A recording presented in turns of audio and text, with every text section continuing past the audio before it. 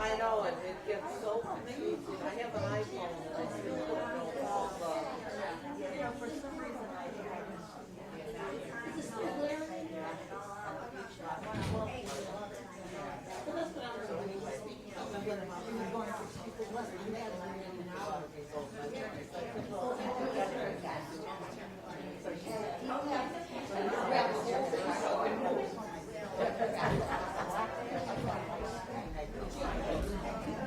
I don't know what happened to it, but no, it didn't work. Yeah. And then when I went to recharge it, I lost it. But we were hearing a lot more. I know it is. There'll be a lot. It's just a lot more.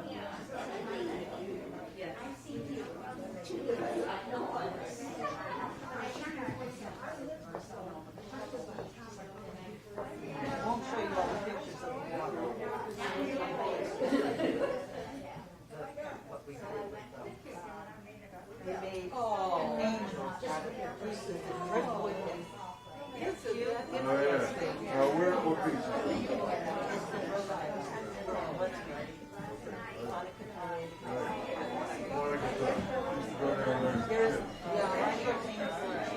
I took my kids down there. There are a lot of storms this fall.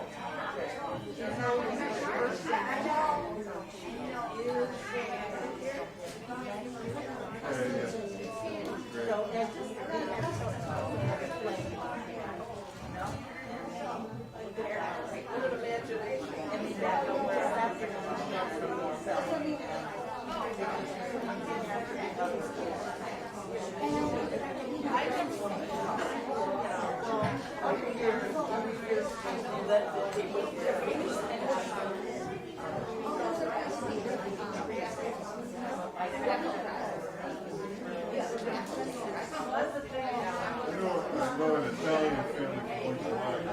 The guy built a house there. What, Quadrale? Neil Quadrale? Yes.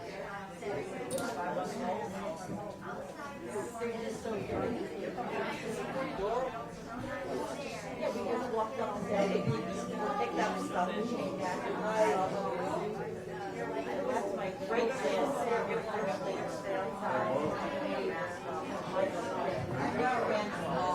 So she's what, 6?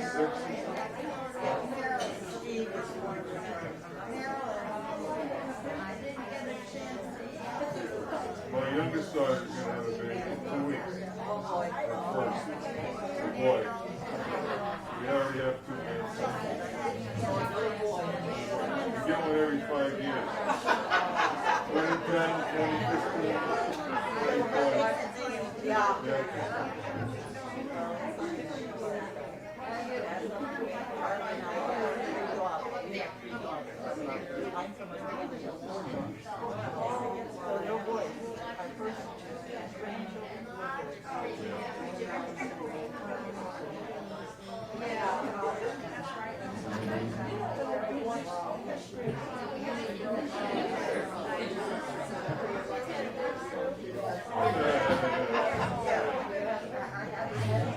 My wife has 72 first cousins.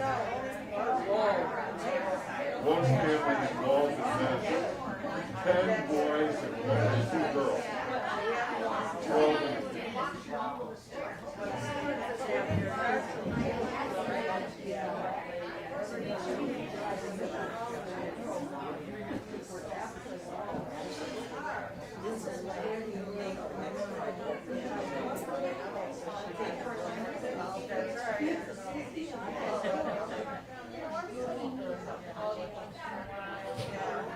That's good to know.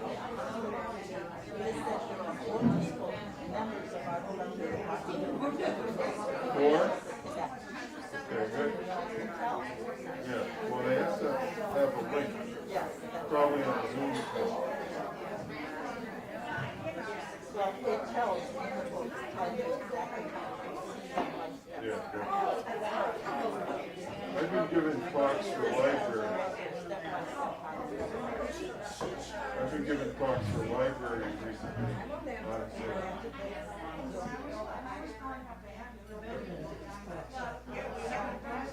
You have to have the right connections. I could get into it for my church every Sunday, but I go to the hall. They have a great big screen. They have lots of people that are in their home. I can't remember. I did it. Then you walk up to a little desk, and there's a computer there. You step in front of them, and they can see you. It's amazing. It's amazing. That's why.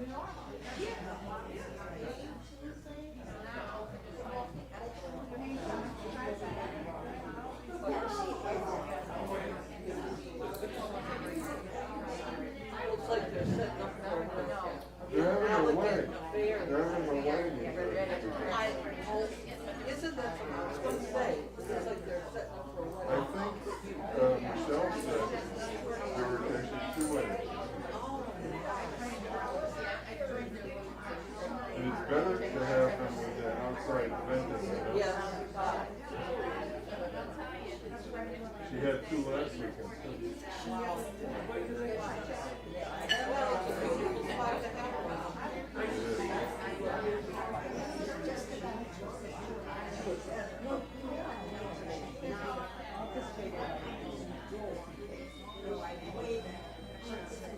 Just want to make sure. Hello? There's a slide button there. Up here? Right here. Okay, let's just see. Yeah, it's on now. Can you hear me? No, I can't hear. Just warming up. Okay. Can you hear me? Does everyone hear me? Okay. Yeah,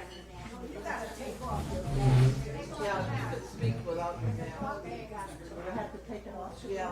We'll go through.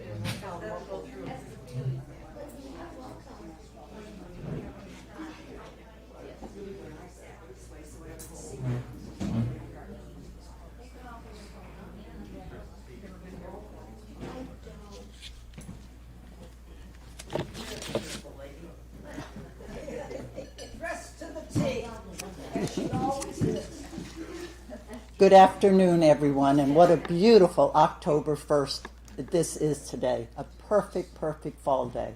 Thank you all for coming. The meeting of the Women's Club of New Britain will now come to order. Please stand for the Pledge of Allegiance.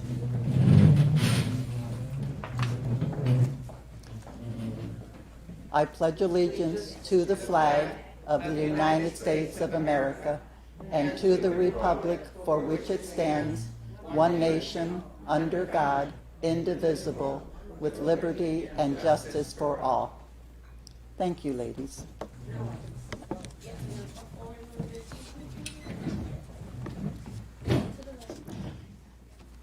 I would like to now call our recording secretary, Mary Ann Rothstein, to come up and read the minutes of our last meeting.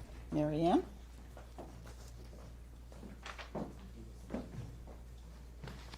Thank you, Gail.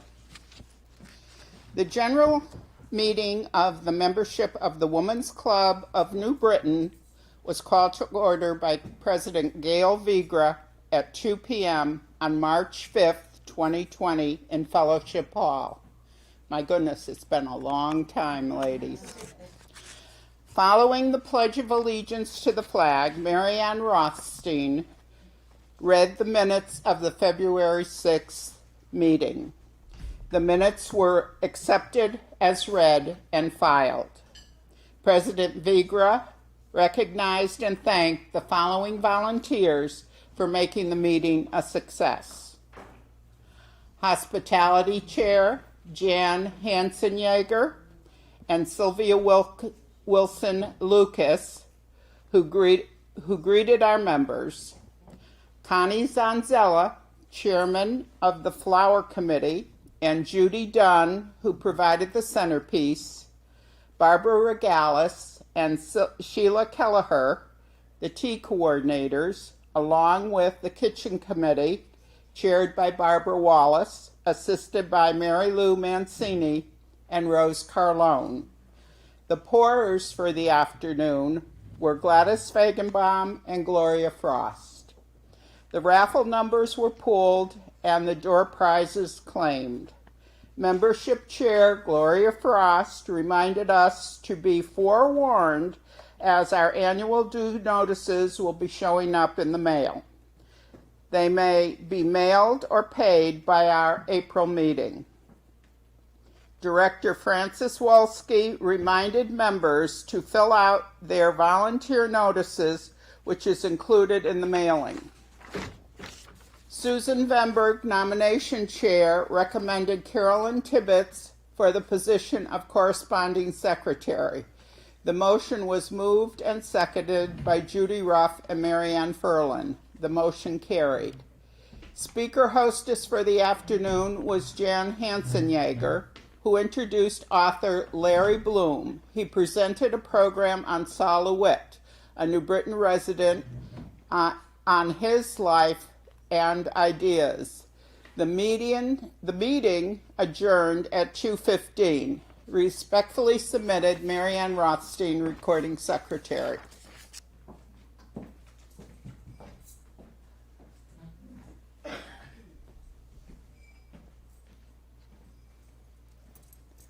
Thank you, Marianne. You always do such a wonderful job. Do I hear any additions or corrections to the minutes? Hearing none, the minutes stand approved as read. And again, Marianne, I have to thank you for all of your dedication to the Women's Club all these past years. You're fantastic. I think we all agree with that. Okay, I just would like to read a little bit from the letter that I had published in our yearbook this year.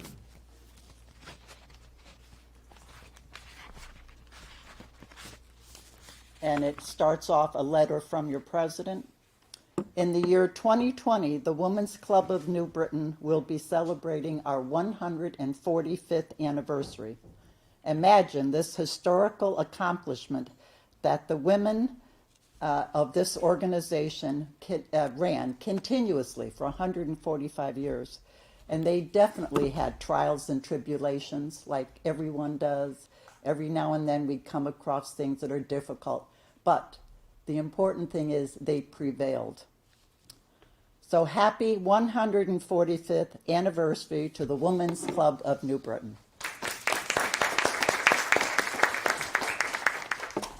In the year 2020, our country and many nations worldwide have suffered from the coronavirus pandemic.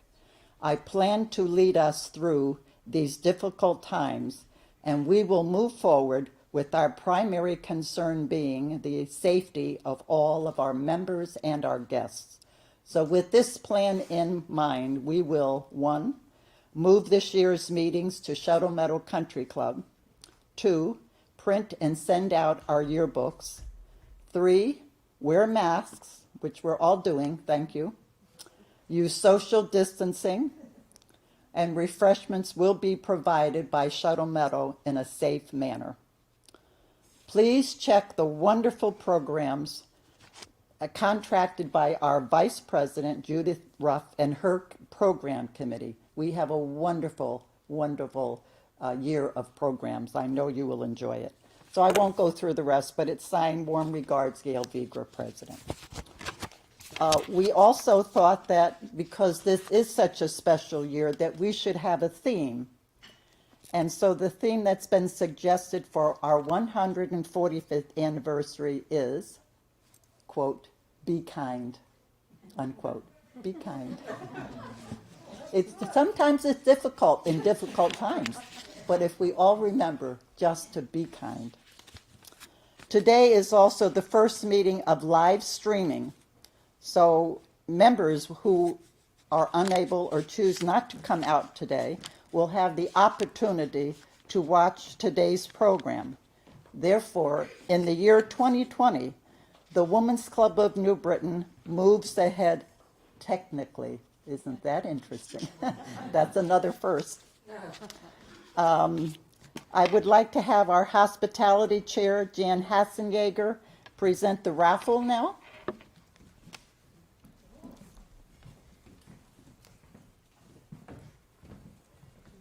Hello, good afternoon. Did everyone get a raffle ticket?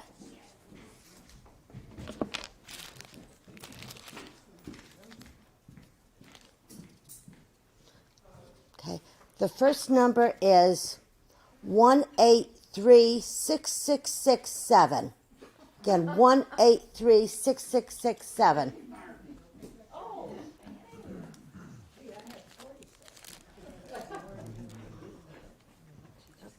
Who was that?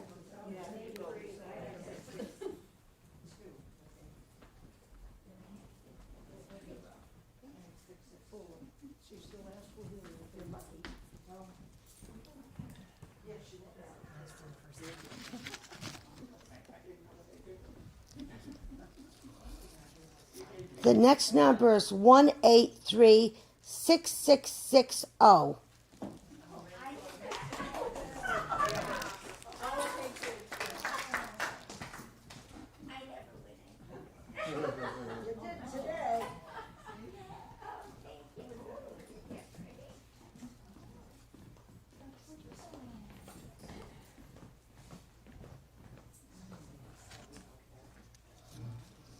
The next one is 1836663.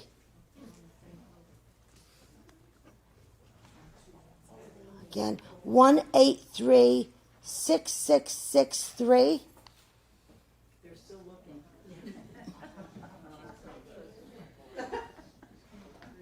1836663.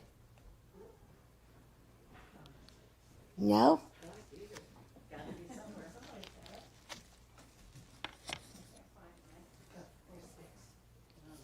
I'll do another one and then we'll go back to that one.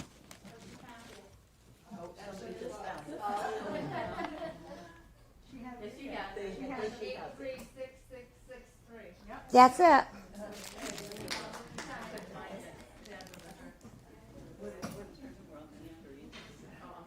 can't tell with the lights.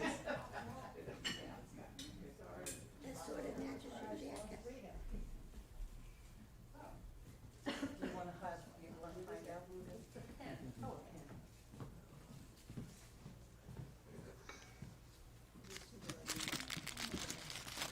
okay. I'm trying to shuffle them up. And the last one is 1836666.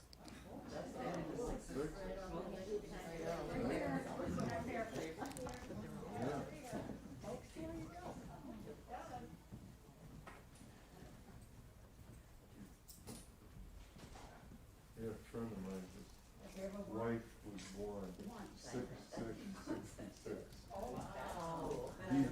D-Day of 1966. My daughter was all born in 6 That's also. all right. All set? All set. Thank you.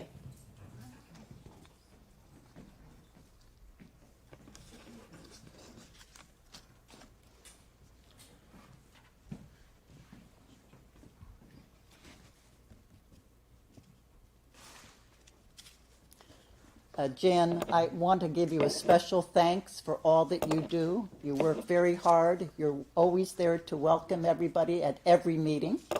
And you always provide all these beautiful raffle gifts. And I just want you to know that you are wonderful.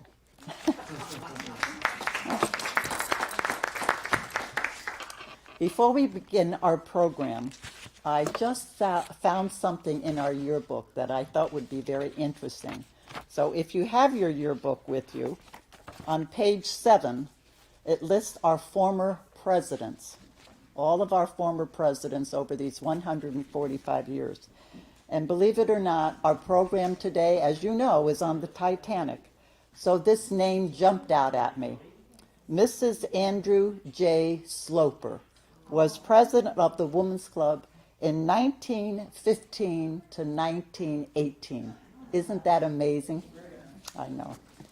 So at this time, I will ask our Vice President, Judith Bruff, to introduce our speaker, Phil Devlin, who will present his program, Connecticut's Connection to the Titanic. Judy?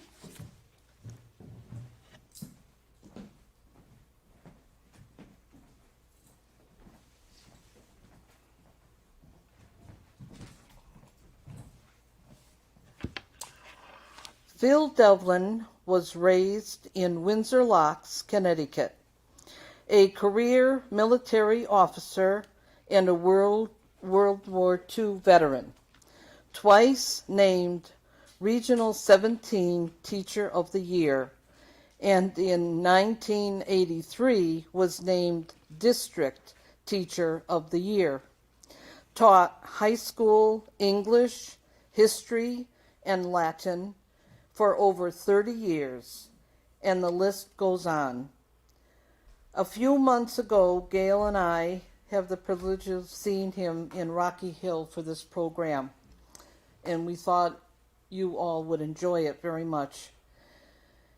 So you're in for a treat. Please, let's give a warm welcome to Mr. Phil Devlin.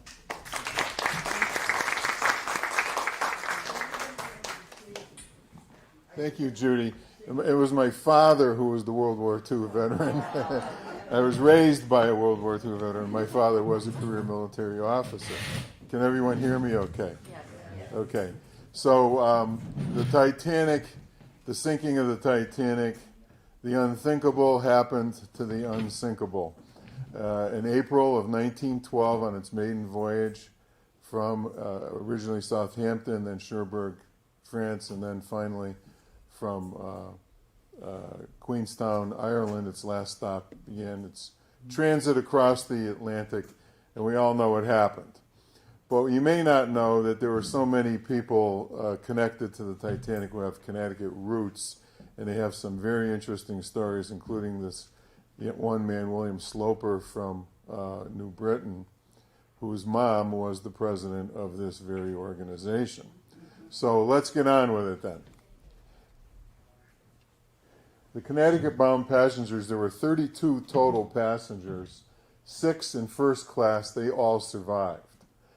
5 were in second class, 3 of the 5 survived. 22 were in third class, and only 6 survived. You see a theme there? Right. Okay, that is the case in the macro version of this too. Most of the first class passengers did survive, much higher percentage. There were 11 different destinations in Connecticut that these folks were headed to, different cities and towns. We'll get into that. They included New Haven, New London, Waterbury. There were 5 bound for each of those cities, and of course New Britain was another one. You can see that this is an aerial view of the Harland and Wolff shipbuilding facility in Belfast, Northern Ireland. It was founded in 1853. It was the largest shipbuilding facility in the world at the time. It was called the Pride of Protestant Belfast. It was infamous for its "No Catholics Need Apply" signs. They actually had signs like that. Okay, and the slipway in the upper right corner, you can see a little inlet there. It's green. That is where the Titanic was constructed and launched from.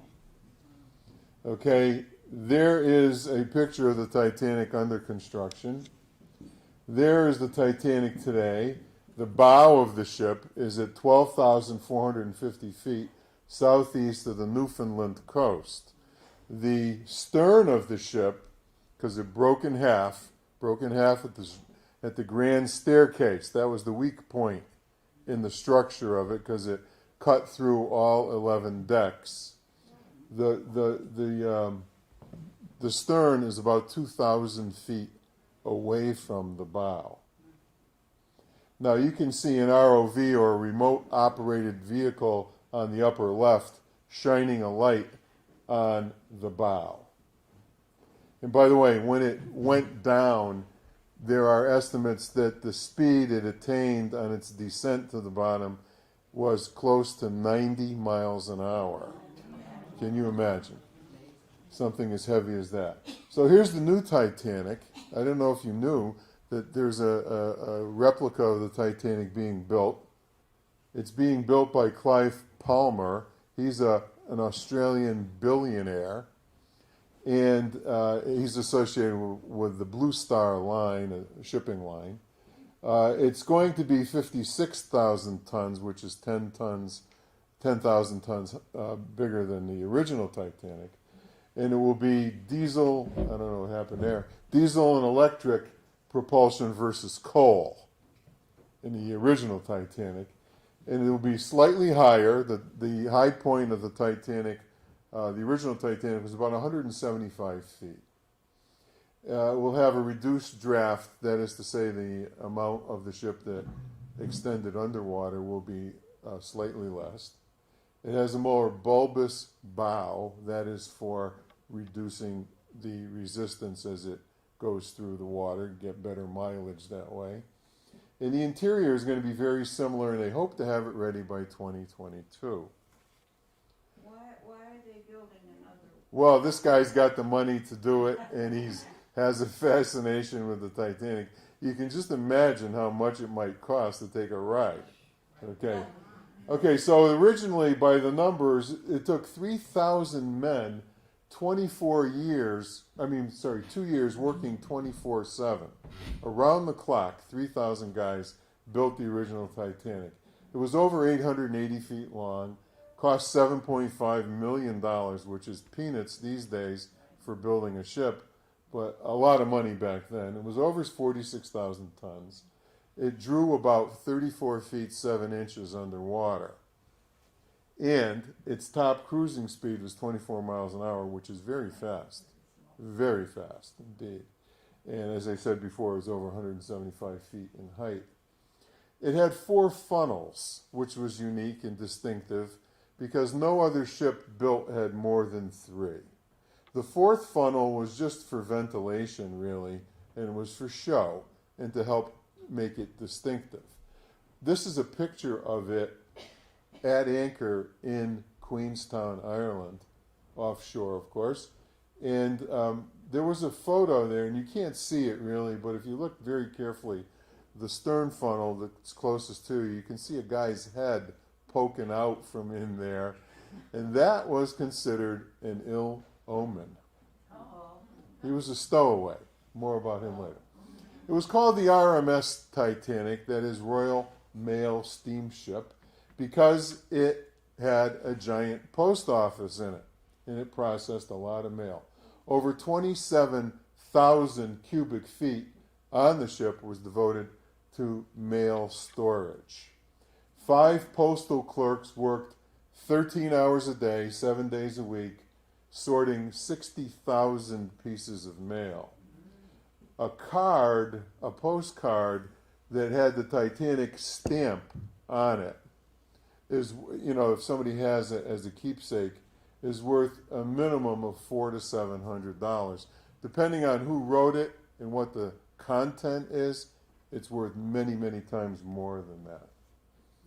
There was an interesting guy on board. His name was Father Francis Browne. He was a Jesuit, and he was also a camera buff.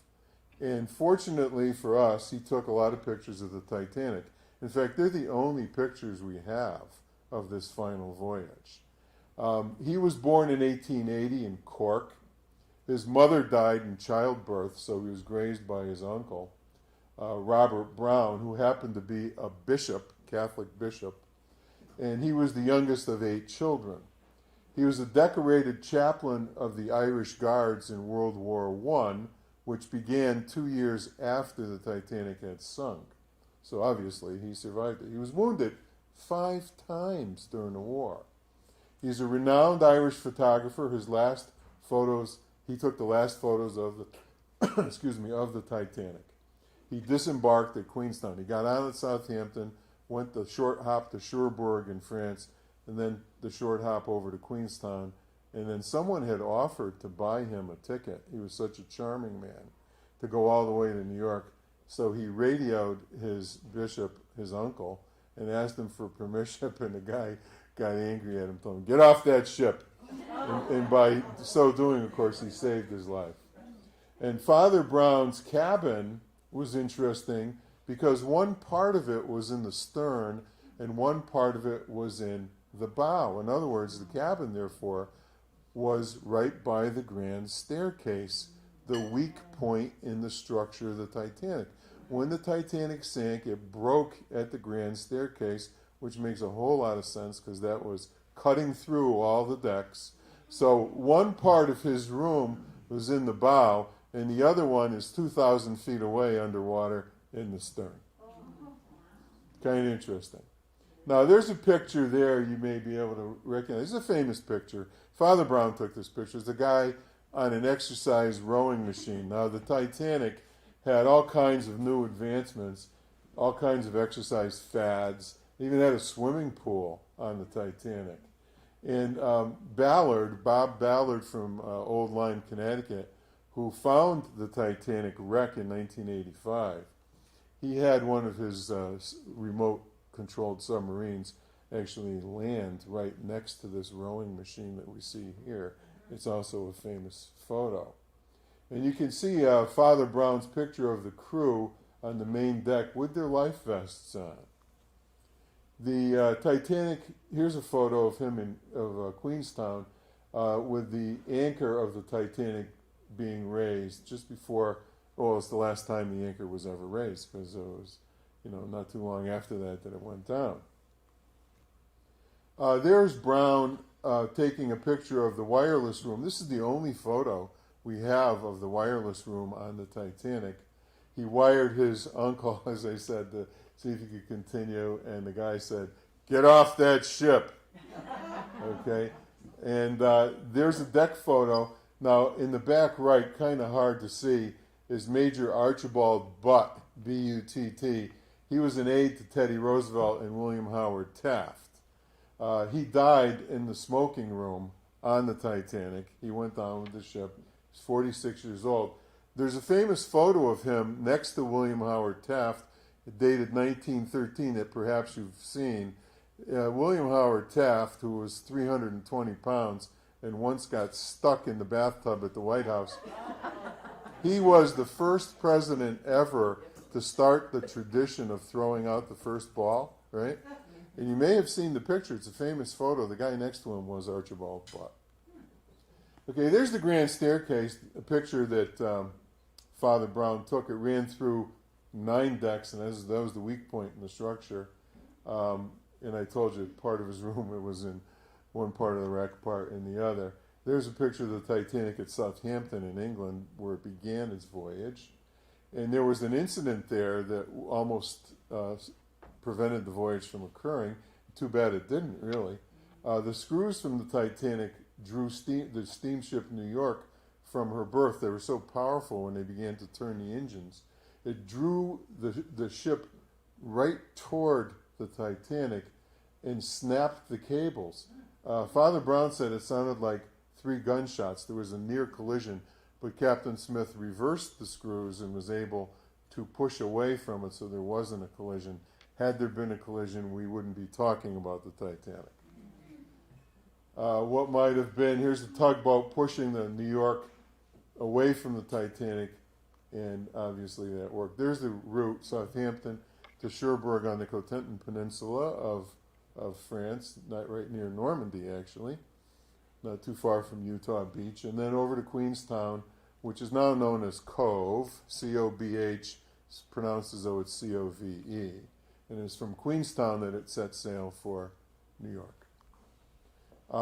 Here's what are called ship tenders. The Titanic was so big, it had to be anchored offshore quite a ways, and they had 2 smaller ships called tenders. One was called the Ireland and the other the America, and they brought 123 Irish passengers to the ship, including several who were destined to go to Connecticut, and 8, including Father Browne, disembarked and went back to Queenstown.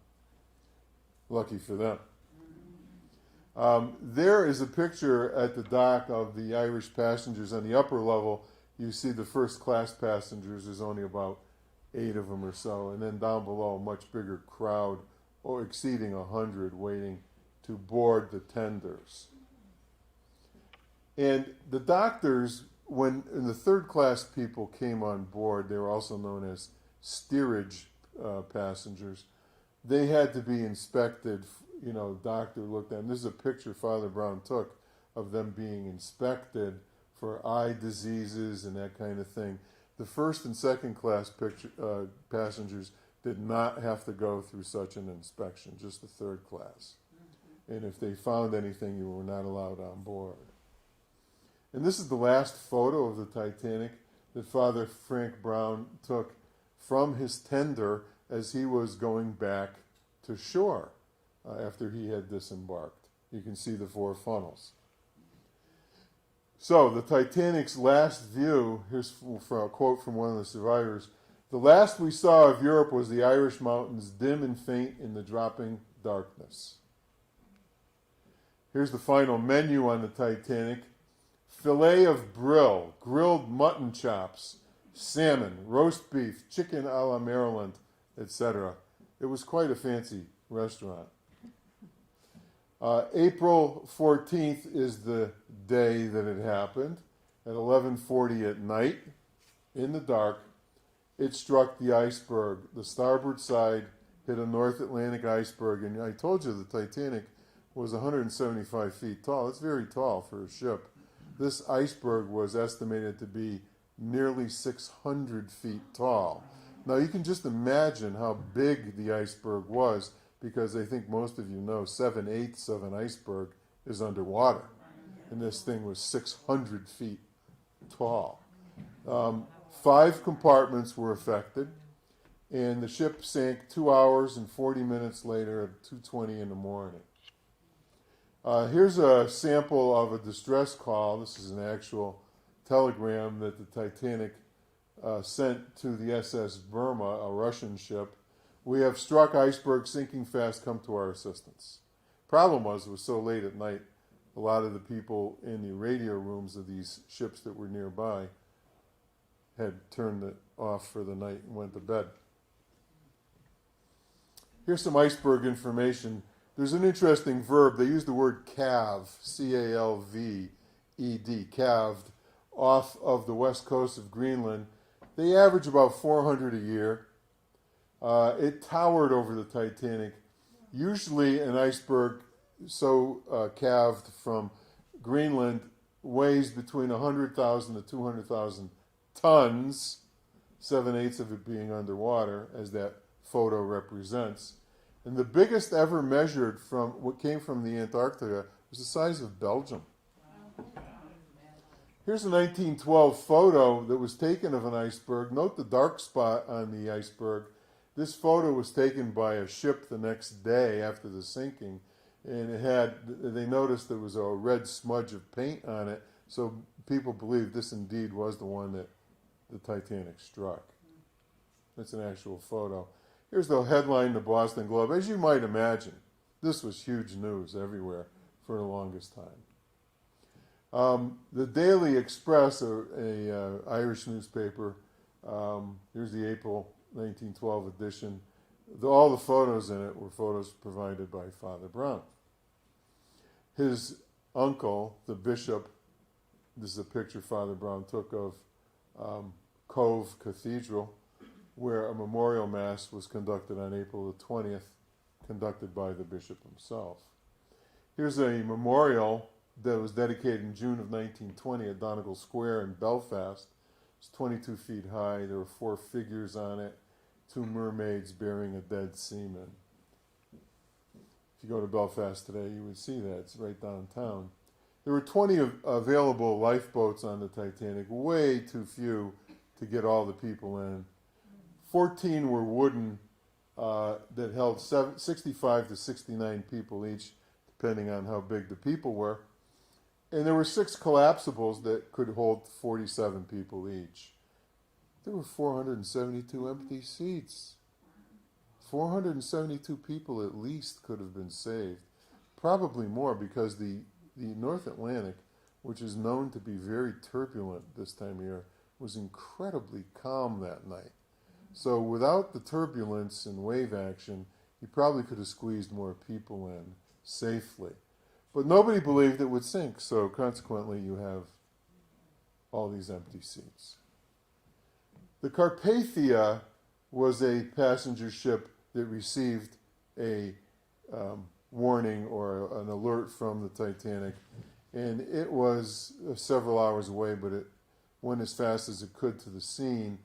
And it said, says here, there's a quotation from Bertha Mulvihill, who was a survivor. She said this: "Two big green lights broke through the mist above it, and we knew it was a ship coming to rescue us. We cheered and cheered. Some cried. I just sat still and offered up a little prayer.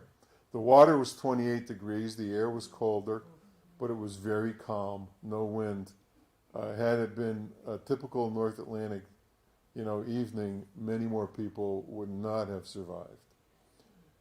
This ship, the Carpathia, incidentally, was sunk in 1918 by a German U-boat.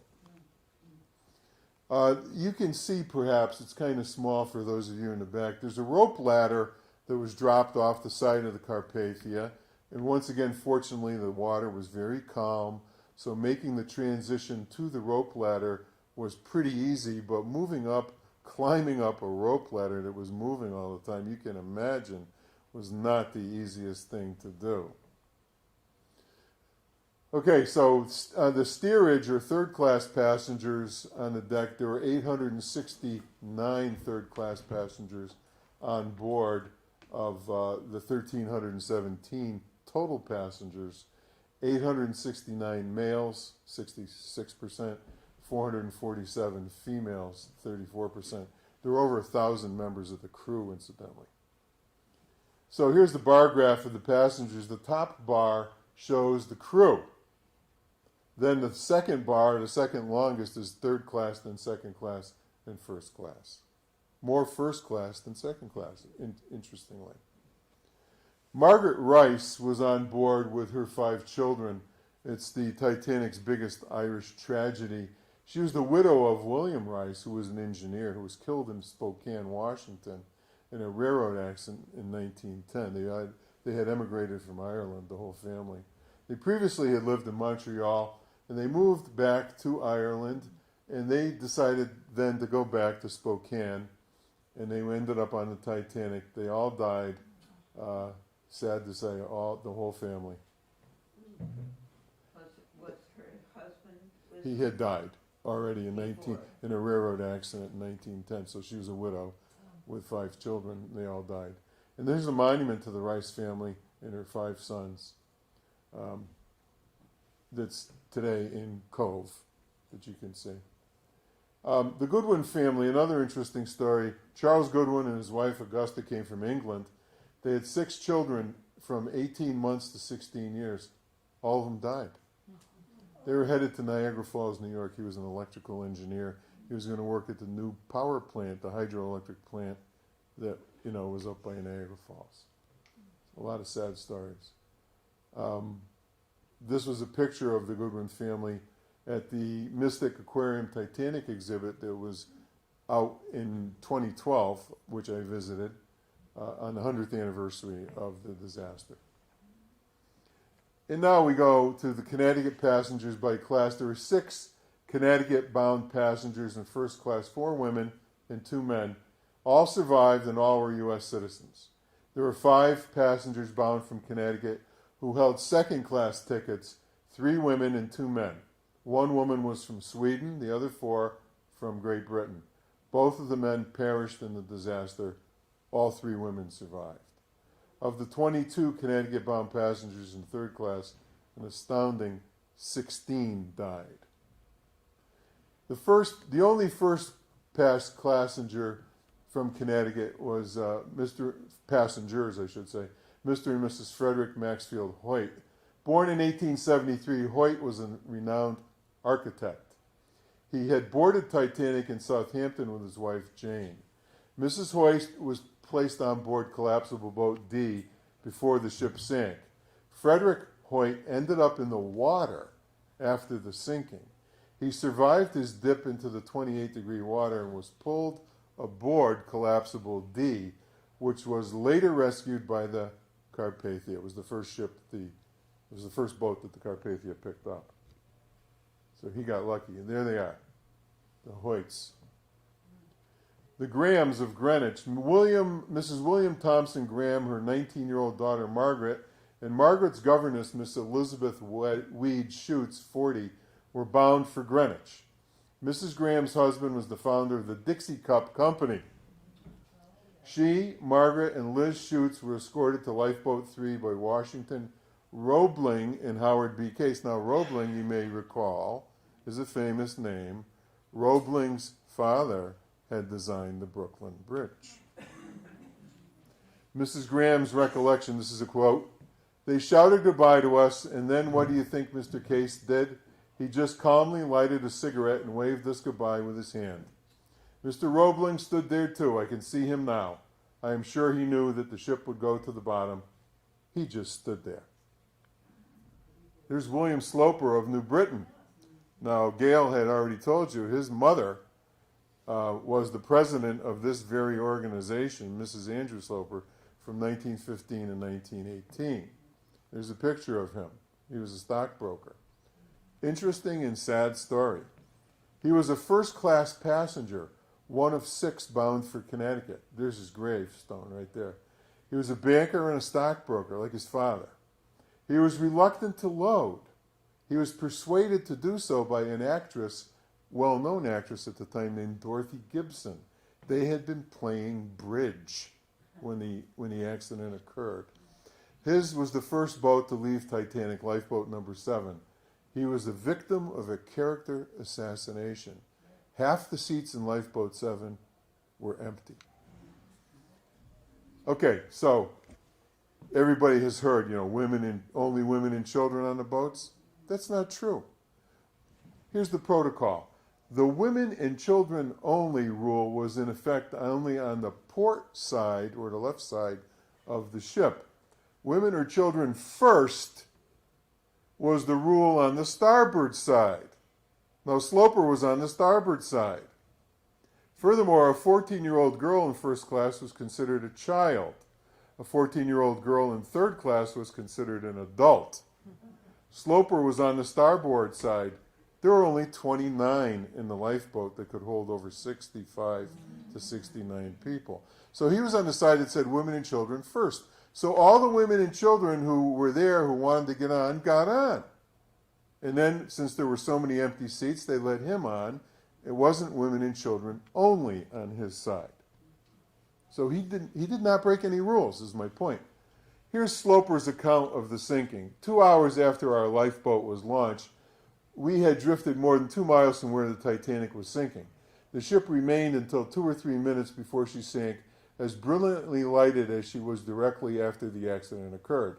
Then suddenly, like the house lights in a brilliantly lighted theater, just before the curtain goes up, all the lights dipped simultaneously to a pale glow. A moment or two later, everyone was watching in the lifeboat saw, silhouetted against the starlit sky, the stern of the ship rise perpendicularly into the air from about midship.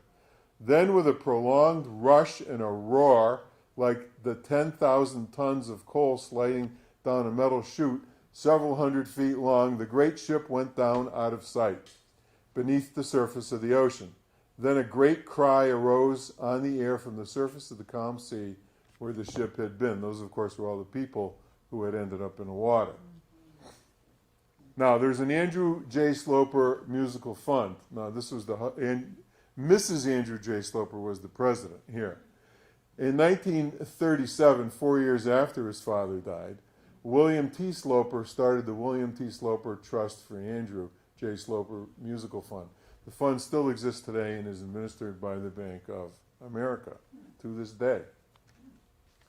Here's the mission statement. The Andrew J. Sloper Musical Fund was established in 1933 to bring excellent and cultural music to New Britain, such as symphony orchestras, smaller orchestras, choral societies, bands, and musicians, either vocal or instrumental. The Sloper Musical Fund specifically serves the people of New Britain, Connecticut.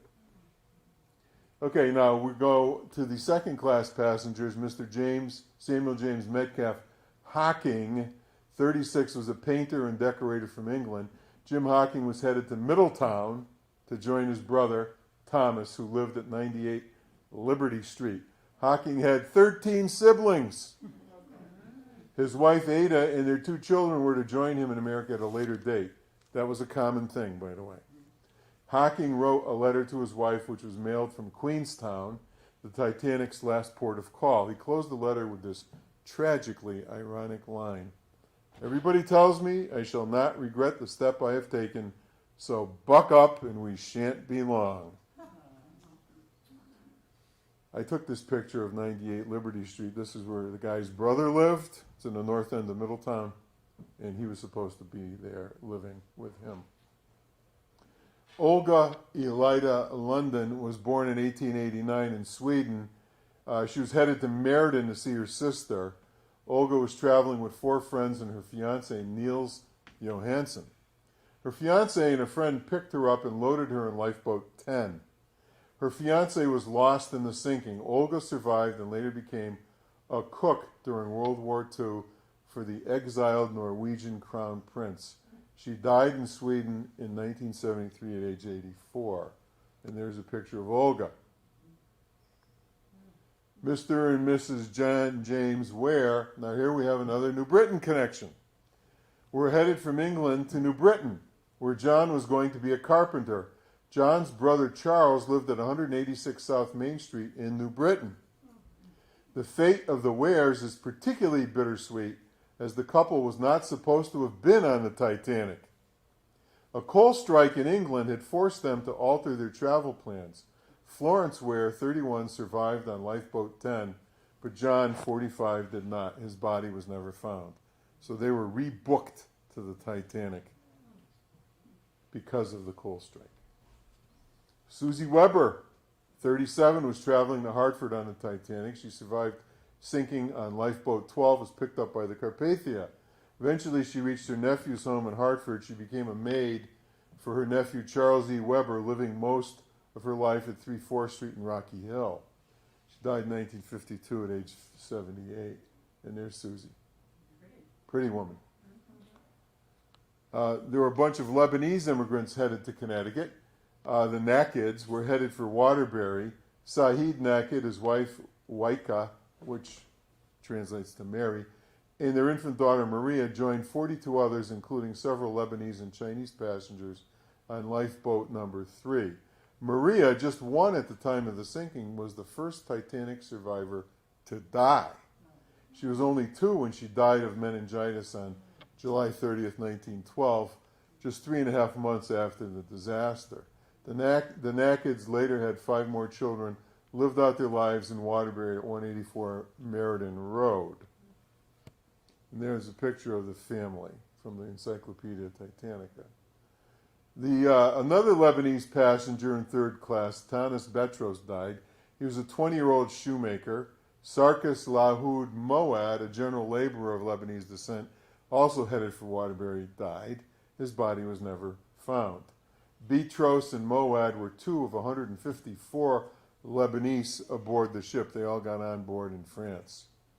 They shared the same hall on Titanic with more than 100 passengers of Irish descent.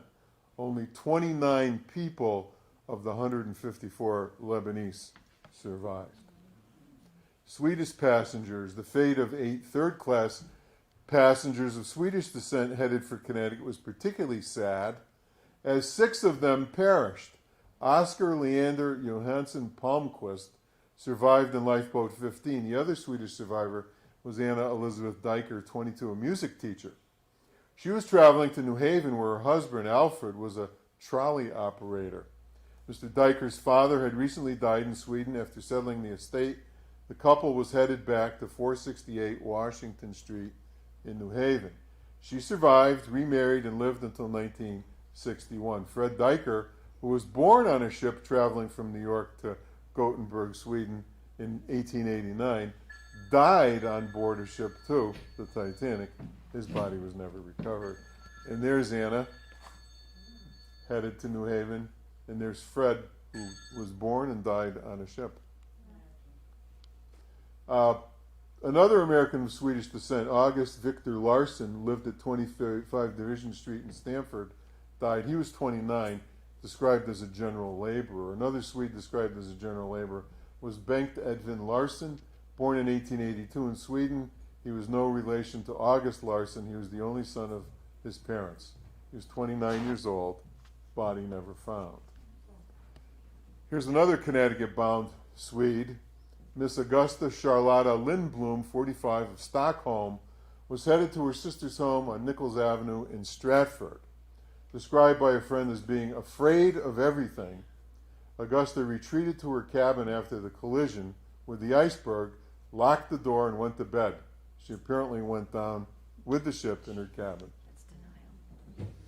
And another Swedish couple, the Lindells, tragically died in the sinking. Both were headed to the home of A. Peterson in Hartford. Both struggled to stay alive on a sloping deck as the Titanic sank. They slid into the water near Collapsible A, weakened by the frigid water. Ellen could not get into the boat and froze. Edvard made it into the boat and froze to death while there, clasping Ellen's wedding ring. His body was placed overboard to lighten the load. Ellen's ring was found in the boat and eventually returned to her family. Very sad story there. There were some Greek immigrants headed to Connecticut too, 4 from Greece, and their names are so hard to pronounce I'm not going to bother. One died in the water. His body was recovered the next day, frozen stiff, and brought back to Halifax and buried in Mount Olivet Cemetery. One of 19 bodies recovered from the Titanic that were buried in that cemetery. More on that later. 6 passengers from England were coming to Connecticut. 1 survived. 5 of the English passengers were headed to New London, including the Johnston family from Thornton Heath. Andrew and Eliza Johnston and their 2 children, William 8 and Catherine 7, all perished. Eliza's sister, Margaret Ann, and Margaret's daughter, Frances, were working as servants in the New London area and had urged the family to emigrate. A good friend of Frances, Alicia Phoebe Harknett, also died with the Johnston family.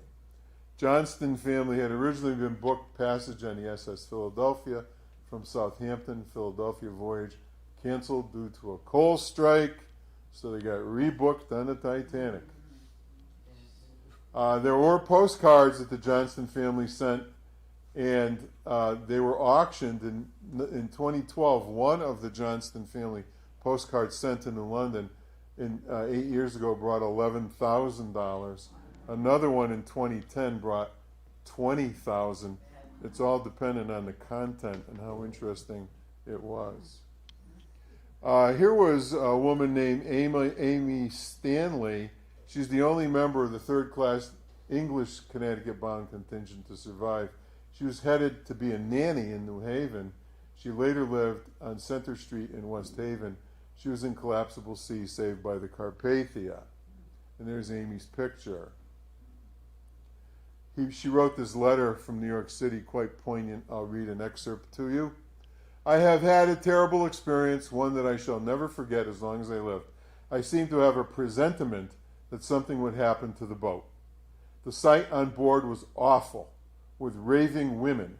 Barely 6 women were saved who could say they had not lost a relative.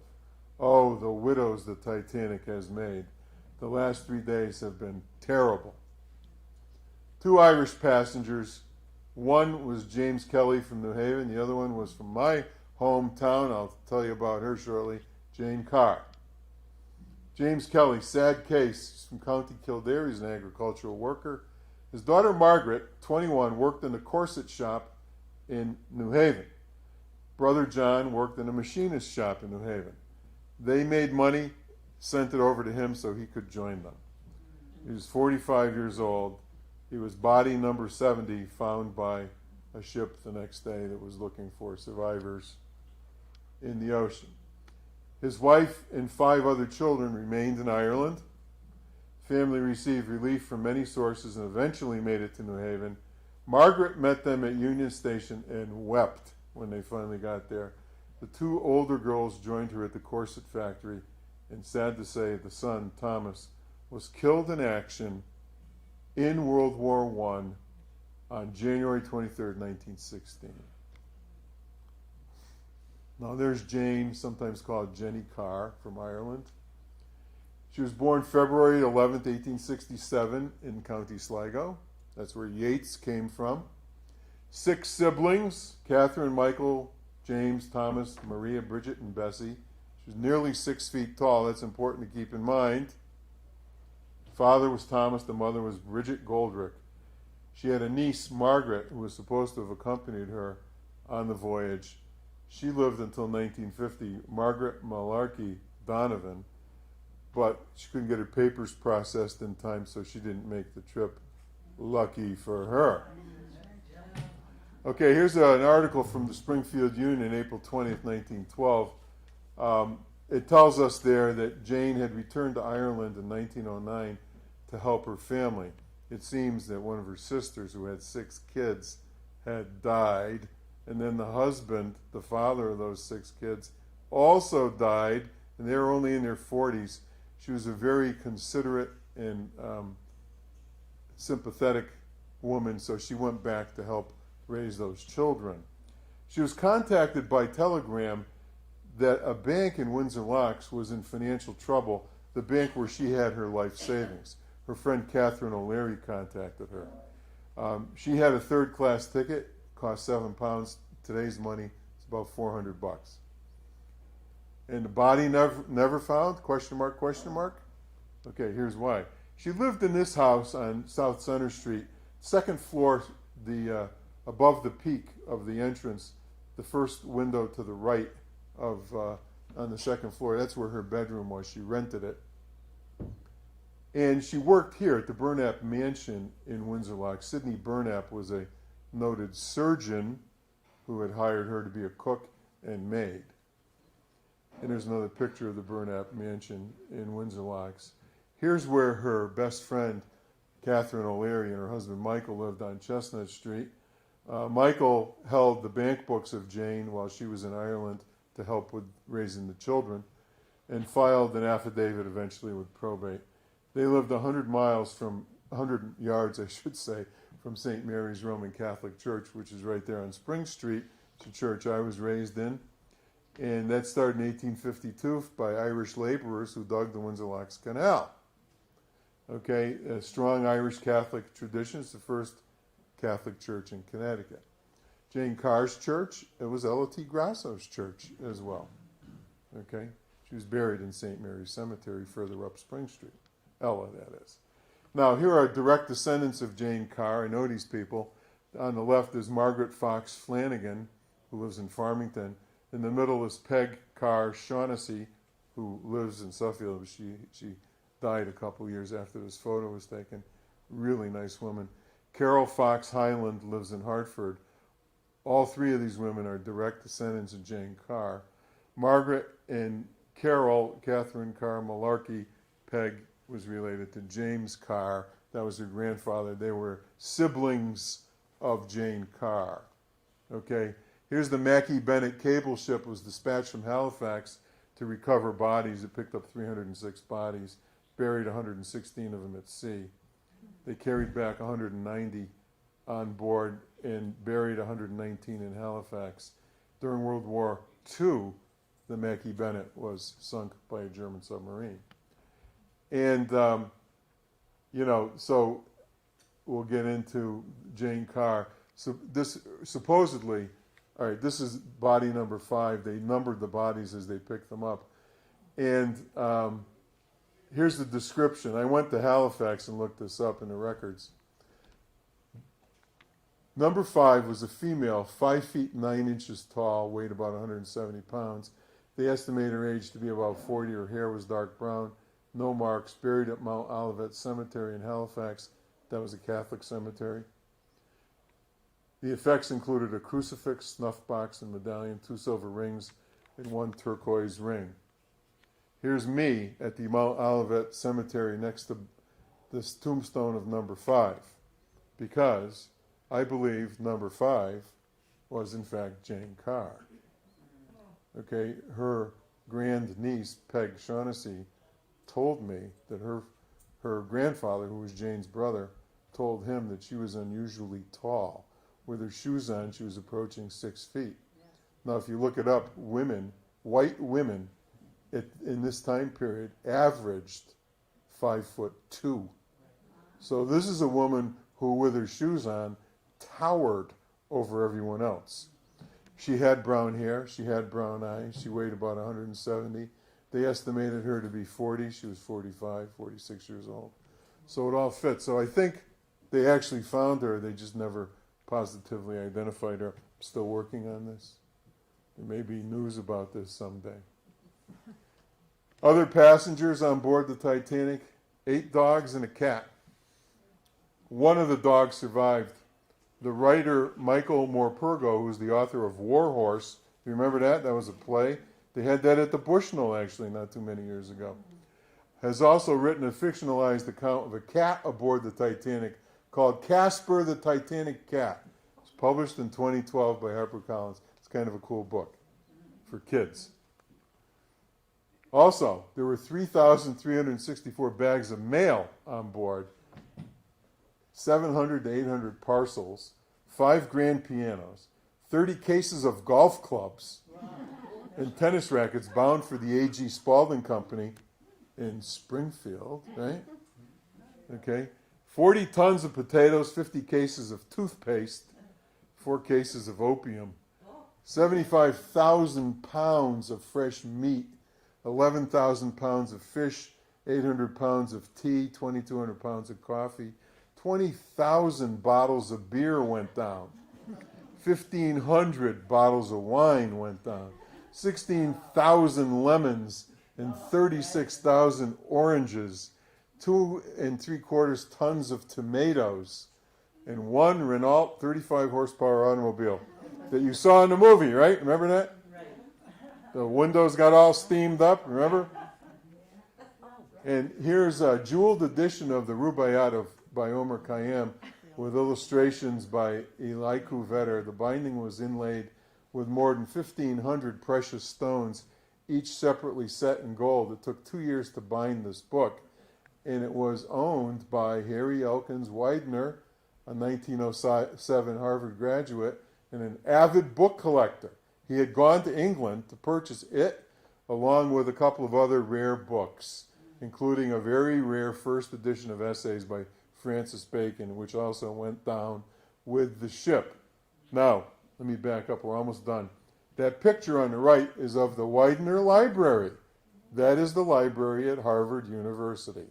After this guy died, his parents endowed Harvard with money to build a library in their son's name because he loved books so much. So to this day, the library on the Harvard University campus is known as the Widener Library.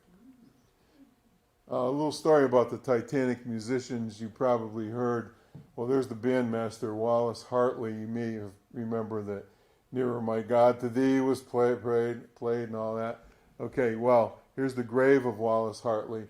Well, Wallace was in his band uniform, and he strapped his instrument to his body, and he had a flotation device on. So his body was recovered and easily identified because of the details I mentioned. And so they had a funeral for Wallace in London. He was an Englishman. And thousands of people showed up for the funeral. And then within 2 weeks, this is hard to believe but true, the White Star Line sent his parents a bill for his 2 missing uniforms, if you can believe this. You know, the White Star Line was pretty nasty to the survivors' families and the dead people, too. Okay, so the White Star Line actually sent a letter to Father Browne because they found out he had all these pictures, and they did not want to, have him show the pictures and keep reminding people of the disaster because they thought it was bad publicity for their line. Here's a picture of the telegram they sent. And incidentally, those photos were lost until 1985. No one knew they existed. A Jesuit in the cellar of the house he was living in Ireland found a trunk in the cellar that it was buried somewhere down there and all kinds of stuff piled on it.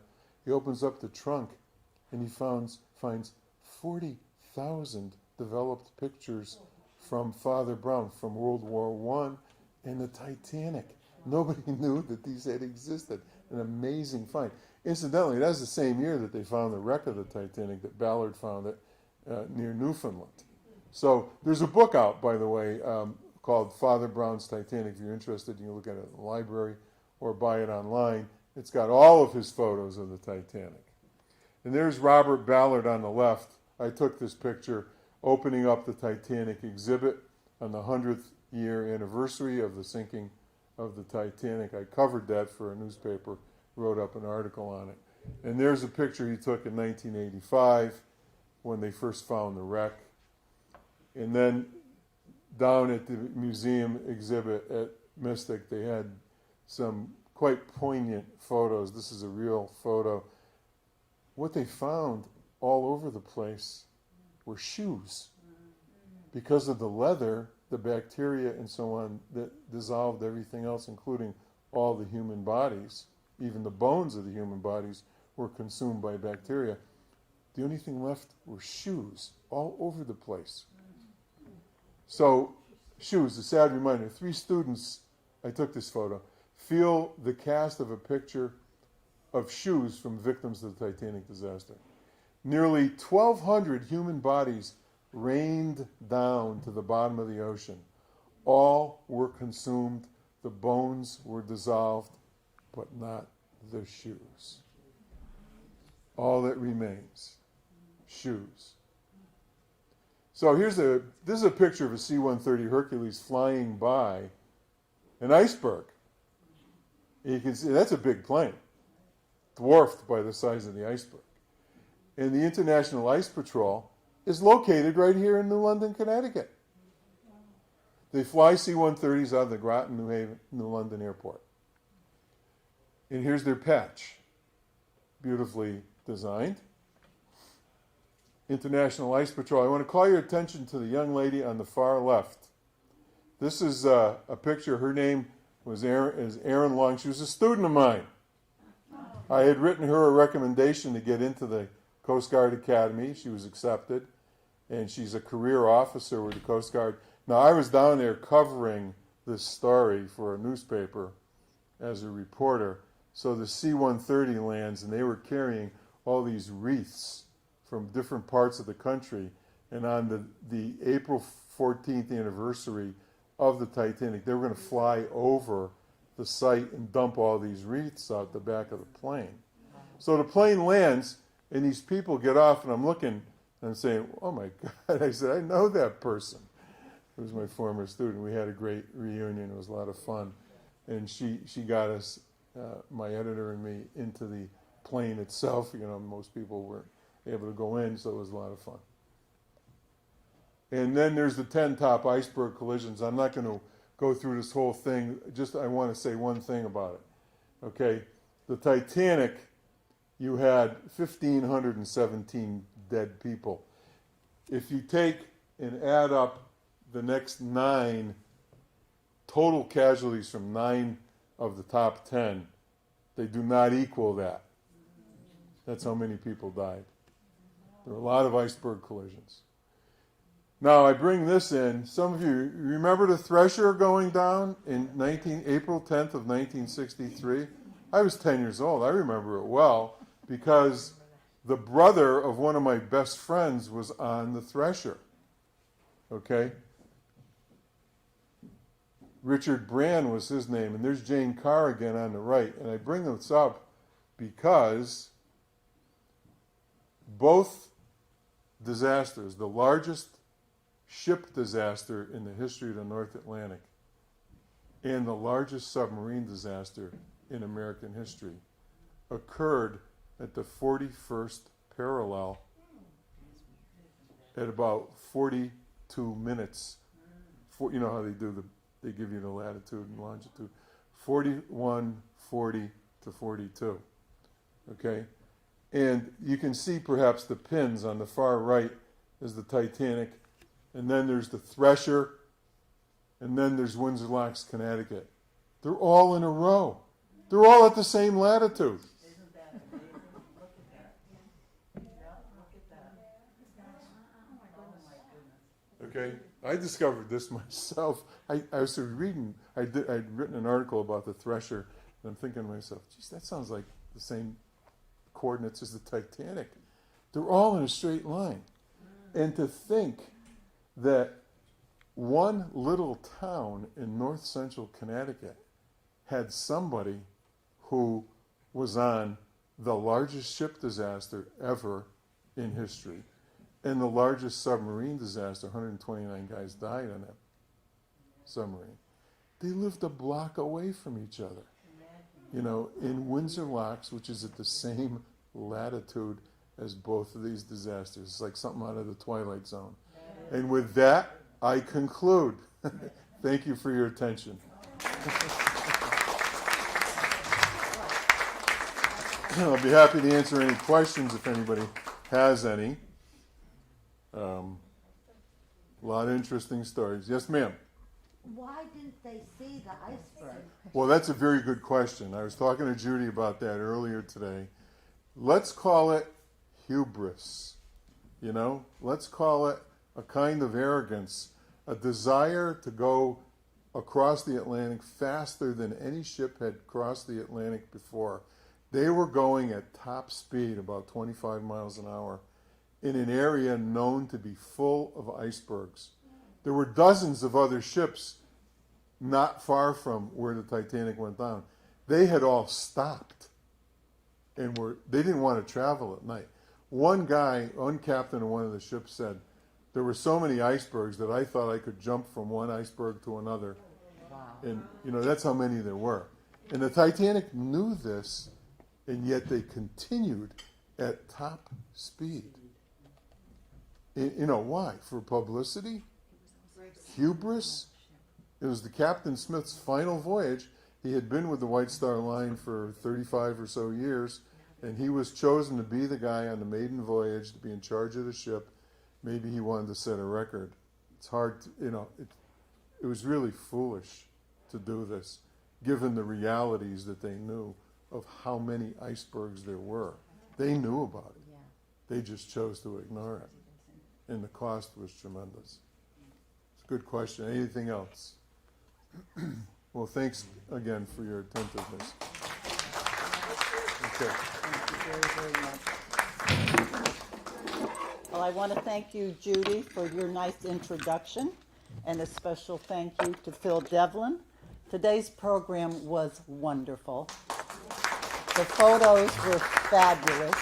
We all saw the movie, and a lot of what he was talking about was kind of in the movie. So I think this was a great program, and I really, really thank you, Phil. You're welcome. It was my pleasure. Well, and you have all these New Britain connections. That's exactly right. That's why we had to have this program. It was just so wonderful. Well, before we go on and adjourn the meeting, I just want to introduce two people that were not introduced before. And Jan Hopper, would you please stand, and Phyllis Zielinski, Paula Zielinski. These are our new co-chairs for publicity. I think they did a wonderful job. Some people are here because of your publicity, and I thank you very much. And I also want to thank Effie Peshka, Carolyn Tibbetts, and Judy for helping me tremendously to get all of this book and everything together and published. So I want to thank you very, very much. Well, our next meeting is going to be a cooking demonstration by Chef Jose, November 5th, 2020, right here at 2 p.m. at Shuttle Meadow Country Club. If there's no other business, may I hear a motion to adjourn? I make a motion, we adjourn. So moved? No. Okay. Meeting is adjourned. Thank you, and we will see you. And remember the theme for this year, be kind. Okay, meeting is adjourned.